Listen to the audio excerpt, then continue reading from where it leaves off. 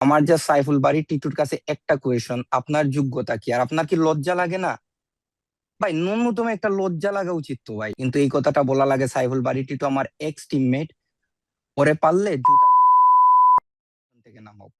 His ex teammate.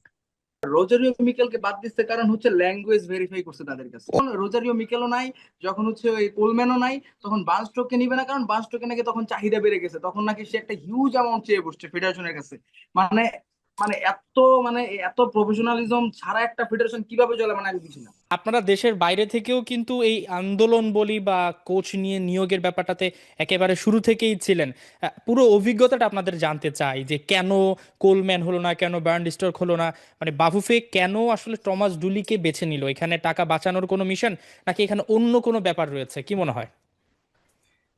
Rafi ভাই যে কথাটা বললো যে আমাদের হলো গিয়ে টেকনিক্যাল টিমের যে ব্যর্থতা, ওদের সিভি না দেখতে পারার প্রবণতা, এটার সাথে আমি একমত। কারণ কেমনে 270টা সিভি দেখতে হলে মিনিমাম আপনার হলো গিয়ে পার সিভি 2-3 ঘন্টা করে লাগবে, আপনি যদি প্রপার স্টাডি হুম। করেন, ফুটবলিং ব্যাকগ্রাউন্ড দেখেন। কারণ ফুটবলে তো ইজি না।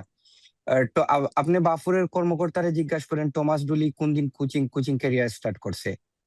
দুই হুম। হাজার এই যে 2-3-এর দিকে শুরু করছে, পরে উনি কিন্তু লম্বা একটা গ্যাপ নিছে, লাইক 10 ইয়ার্স এর মতো গ্যাপ নিছে। ওটা কিন্তু বাফুফের কর্মকর্তা মেবি ভালো করে দেখেও নাই। কিন্তু টমাস ডুলি কিন্তু স্টার্ট করছে জার্মান থার্ড টায়ার থেকে। একজন নতুন হুম। কোচের জার্মান থার্ড টায়ারে স্টার্ট করা is not a small thing to be honest. এখন আমাদের প্রবলেম হলো গিয়ে I don't have any problem with Thomas Dooley or something else.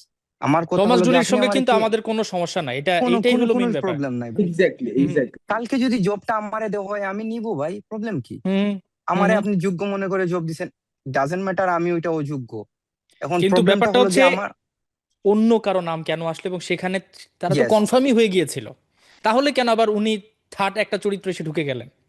আমাকে 10টা কোচের শর্টলিস্ট দেওয়া হলো, টমাস ডুলির নাম কিন্তু অনেক নিচে ছিল। সবাই যদি খেয়াল হুম। করে থাকেন, আমরা যেটা ইনসাইড নিউজ থেকে যেগুলা পাইছি ওইটা কিন্তু আসলে কোথাও আসে নাই। বাট আমাদের সবার যেই কানেকশন আছে ওই জিনিস থেকে আমরা জানছি। যে আমার কথা হলো গিয়ে প্রথম যে 3জন, ওরা কেন না?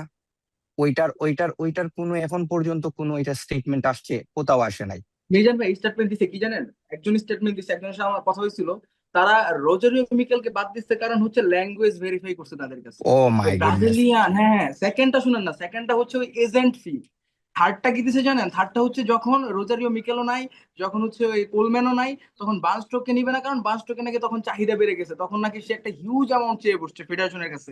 মানে মানে এত মানে এত প্রফেশনালিজম ছাড়া একটা ফেডারেশন কিভাবে চলে, মানে আমি বুঝি না। এখন ল্যাঙ্গুয়েজ আমি আরেকটা ব্যারিয়ারের কথা কথা অ্যাড করি। বললে ভাই। জি। ওই যে বার্ন স্টকের যে ইয়াটা বাদ দিচ্ছে রাবি ভাই, আপনি হয়তো বা জানেন যে উনার ব্যাপারে কিন্তু আহ, আরেকটা বিষয় উল্লেখ করা হয়েছে যে উনি নাকি 12টা বিজনেস, প্রত্যেকটা ম্যাচের আগে 12টা বিজনেস টিকিট চাইছিল। হ্যাঁ হ্যাঁ হ্যাঁ হ্যাঁ হ্যাঁ, হ্যাঁ হ্যাঁ। দেশের বাইরে যে ম্যাচগুলো দেখা হবে 12টা বিজনেস টিকিট চাইছে।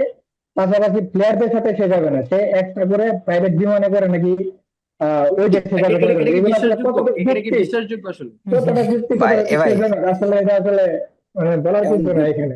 ল্যাঙ্গুয়েজ ব্যারিয়ার, দেশের এমন একটা ল্যাঙ্গুয়েজ ব্যারিয়ার হইছে, ওই যে আপনারা তো লাস্ট আন্ডার 20 গেমে দেখলেনি, ইংলিশ হুম। স্পিকিং করা কুচরে বেঞ্চে বসাই আহ মিশু ভাই টিম চালাইতেছে, কি টিম চালাইছে ওইটাও আমরা বুঝছি। সো বাংলাদেশে কি ইংলিশ বলতে পারে না?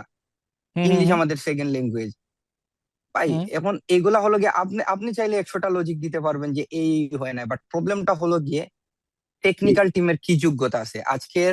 এটা তো ন্যাশনাল মিডিয়া এই কথাটা হইতেছে। আমার যা সাইফুল বারী টিটুর কাছে একটা কোয়েশন, আপনার যোগ্যতা কি? আর আপনার কি লজ্জা লাগে না ভাই? ন্যূনতম একটা লজ্জা লাগা উচিত তো ভাই।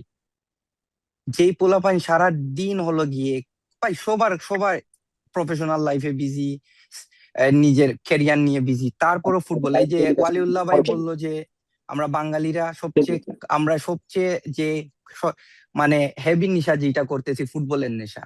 ওদের কি ওই নেশা নাই? উনি তো নিজে professional footballer, I'm not a professional footballer, এখানে কেউ প্রফেশনাল ফুটবলার না। ওনার লাস্ট একটা গ্রাসরুট ফুটবল কাভার করতে গেছি মিল্টন কিংসে, ওনার নিজের এক্স টিমমেট এসে আমারে বলতেছে ভাই লজ্জা লাগে। কিন্তু এই কথাটা বলা লাগে সাইফুল বারীটি তো আমার এক্স টিমমেট, ওরে পারলে জুতা থেকে নামাও। His ex teammate. হুম। হুম। হুম। এই কথাটা কতটুকু হেভি আপনি আপনি চিন্তা করেন। উনি কিন্তু এখন কিন্তু কোচ, যে লোকটা কথা বলছে উনি কিন্তু কোচ। কারণ সাইফুল বারী টিটু কানন সাহেবের কোনো যোগ্যতা নাই সিবি পড়ার। ফুটবলিং সিবি সাইফুল বারী টিটু সাহেবের ফুটবলিং সিবি কালকে বললেন আপলোড করতে।